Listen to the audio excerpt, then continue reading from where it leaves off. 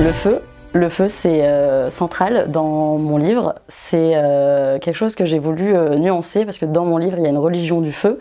Et donc, la population craint et vénère le feu à la fois. Le feu, c'est ce qui leur a permis d'exterminer les sorcières.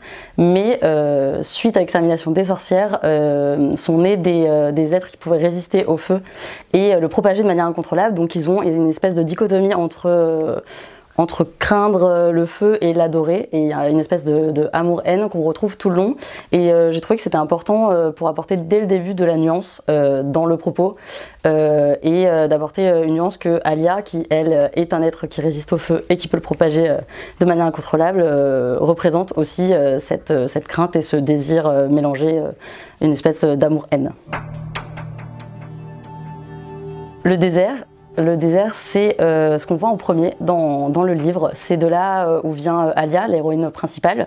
Et sa première scène, elle est sur les murailles du château et elle regarde le désert. Elle rêve de se perdre dans ces dunes, de disparaître presque, parce que le désert n'a pas la religion du feu et donc craint moins les Apires que les royaumes unifiés. Et elle, qui est une Apire, elle a un peu l'espoir que dans le désert, elle trouverait enfin sa place. Mais c'est un désert, donc ça peut être aussi un mirage. Parce que dans les royaumes unifiés, elle n'est pas acceptée car elle est une Apire et elle doit vivre recluse, mais dans le désert, elle n'est pas acceptée car elle ne ressemble à personne d'autre, donc elle est toujours une étrangère où qu'elle aille. Et cette image du désert, elle le garde, mais elle verra possiblement que c'est un rêve qui ne peut pas être réalisé. Politique, c'est une part importante du livre parce que déjà il y a pas mal de complots politiques, de négociations entre royaumes, etc. Mais aussi parce que dès le départ, j'ai voulu aborder dans la fiction, dans la fantasy, des sujets très actuels, notamment sur les femmes, les agressions sexuelles, l'orientation sexuelle, etc.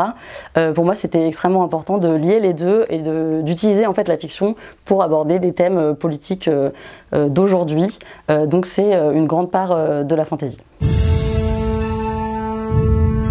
Destin au pluriel même, car on suit 3 héroïnes dans mon livre, et les 3 ont un destin tout tracé. Donc Alia doit vivre recluse car c'est une Apire, Sibylle doit régner sur son royaume qui est un royaume matriarcal, et donc être réfléchie et sage, et Ephia doit se marier et avoir un destin plus ou moins classique pour les royaumes.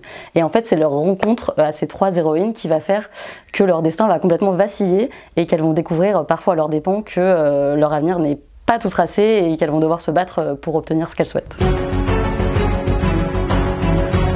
Femme, parce que c'est une fantaisie qui parle de femmes, même si le pitch de base part sur le mariage avec le prince Adrian, on parle pas du prince Adrian dans ce livre, on parle surtout des femmes qui l'entourent, et j'ai vraiment voulu dépeindre des femmes très différentes les unes des autres et pas faire de hiérarchisation entre les femmes du livre. C'est-à-dire que tous les personnages féminins sont nuancés, elles sont combatives mais aussi rêveuses, sages, intelligentes, elles ont toute une palette d'émotions et de sentiments qui sont importants, et je voulais vraiment dépeindre des portraits de femmes toutes différentes les unes des autres.